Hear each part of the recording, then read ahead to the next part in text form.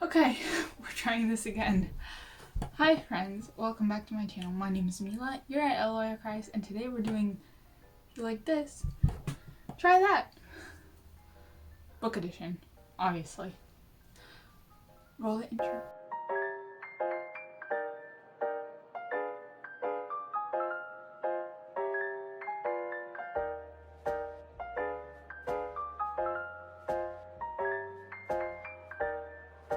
So I've seen this video concept go around quite a lot on BookTube, and I decided I'd do it. Now, a couple of things before we officially start. First off, these are mainly fantasy. I'll tell you when it's not fantasy.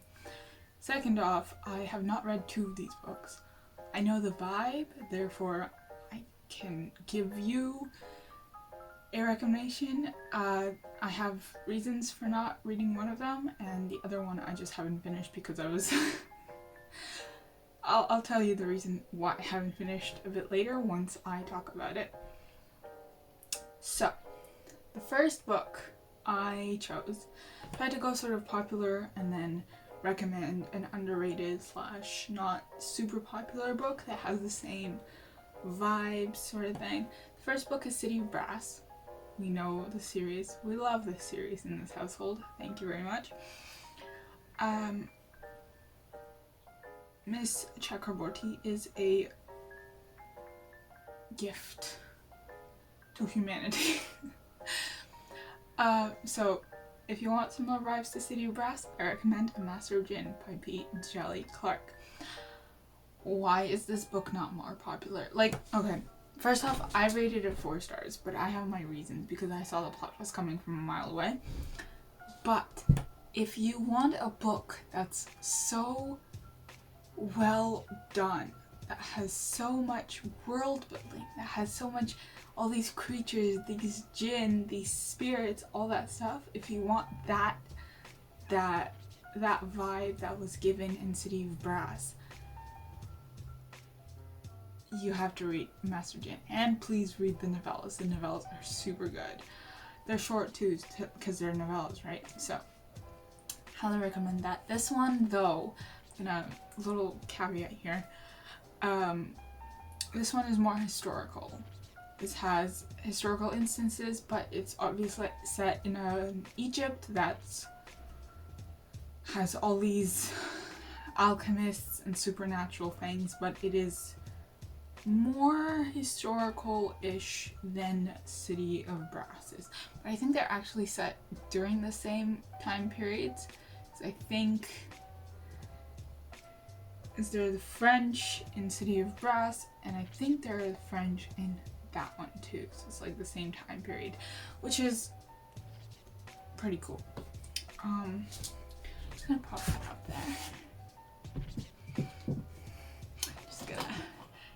Just gonna brag about that. Just gonna pop it back there.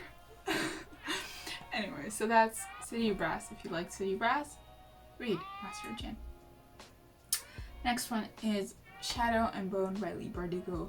This is one of the books that I've not read, and the reason I've not read this book is because all the Russian Slavic stuff throws me off completely, and I just cannot get past it. Like, there's a wall and it's impenetrable. Like, I cannot get through this book, not get through this series. I did watch the TV show, however. I loved the TV show mainly because of Ben Barnes, but as I'm saying, if you want something that's similar, Russian vibes, Russian fantasy vibes sort of thing, I recommend Cry of the Firebird by Amy Kuivalainen. This is Russian and Finnish, so Russian folklore and Finnish mythology, and it's set in the real world, so it's not a mythical world like Ravka, for example, or like the Grishaverse in general. It's set in the real world, but there are obviously vampires and all that stuff, and it's not just Russian or Finnish creatures that appear. There's a Thanatos, which is like a entity, sort of the god of the dead. So there's a whole, it's found family. If you like Six of Crows as well, and you want that found family aspect as well, but you want something that's less YA and more adult, this is it. They're like all 20-something-year-olds. I don't even remember, but so good. Oh my goodness, so good, so good. Number 3, Six of Crows. If you want this Six of Crows found family sort of magic thing, I recommend the Magi Menagerie by Kale Lawrence. I did talk about it in my first video on this channel, 12 books that I read so far. Now I read 17. But this one is so good. It has magic, it has found family, it has awesome familial relationships, it has awesome plot, awesome characters, really cool world building, and you really want to root for the characters, you know? And then there's a stab in the back, of course, but that's all books go. Those are the best ones. So if you liked Six of Crows, read the Magi Menagerie by Kale Lawrence. Next one is one I actually haven't read because I like to not be traumatized by books.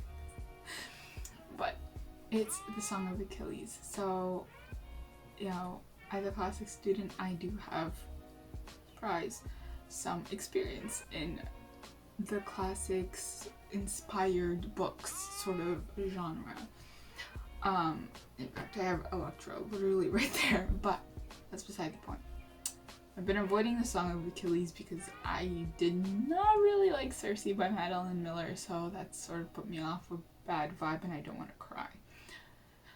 But if you did like Song of Achilles and you want to continue the Iliad journey, because the Song of Achilles is based off of the Iliad by Homer, because it follows Achilles and Patroclus, yada yada yada, I'm gonna spare you the spiel.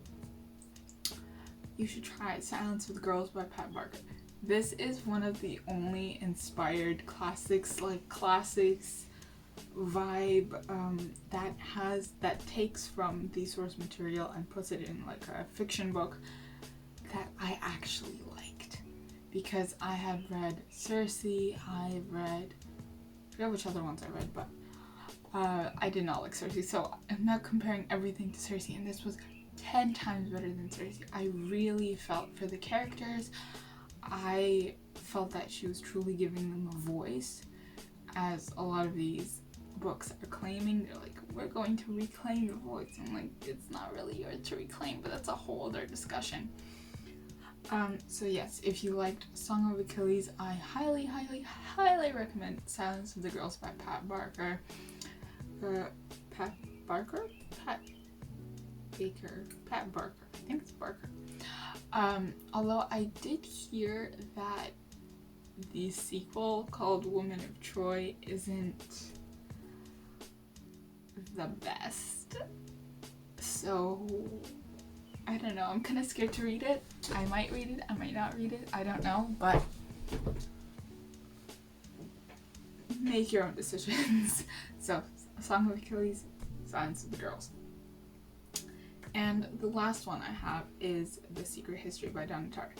Now, the first thing that really comes to mind when you're like, what should I read after The Secret History, is honestly If We Were Villains by Emma Real, because this lady wrote this book, published it, broke our hearts into pieces, shattered our souls, and then disappeared off the face of the freaking earth, just to come back like 10 years later for a new edition, new Waterstones edition of If We Were Villains.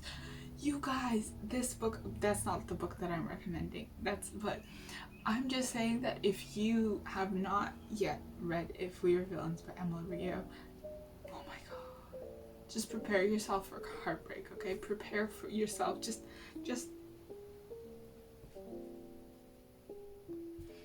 anyway. The book I'm actually going to recommend is Dr. Edith Vane and the Hares of Crowley Hall by Suzette Mayer. I will put the cover here. This one, this is one of the ones that I didn't finish. So I started it, got quite a ways through, but it was just, it was so spooky. So basically, I know I didn't really give, a synopsis of the other books, because I wanted to keep it as vague as possible, because a lot of these, it's better if you go in sort of blind, because if I tell you the synopsis, I am bound to give you a spoiler, because I'm terrible at giving synopsis.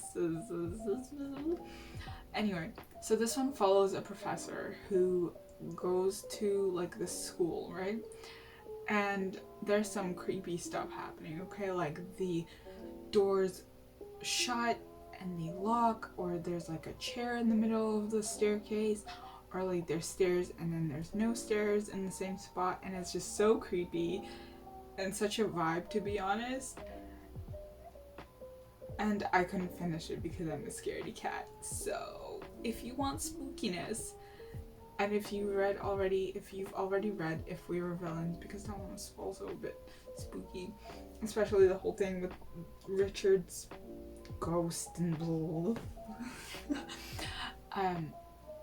But if you want that sort of spookiness, I do recommend Dr. Edith Vane in the Halls of Crowley Hall.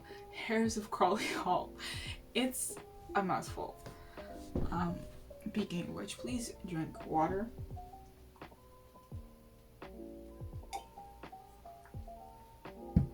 So, that is that. Thank you for watching. I hope you enjoyed this video. If you did and you want more, leave a comment down below and follow me on my socials. And I will see you in the next one.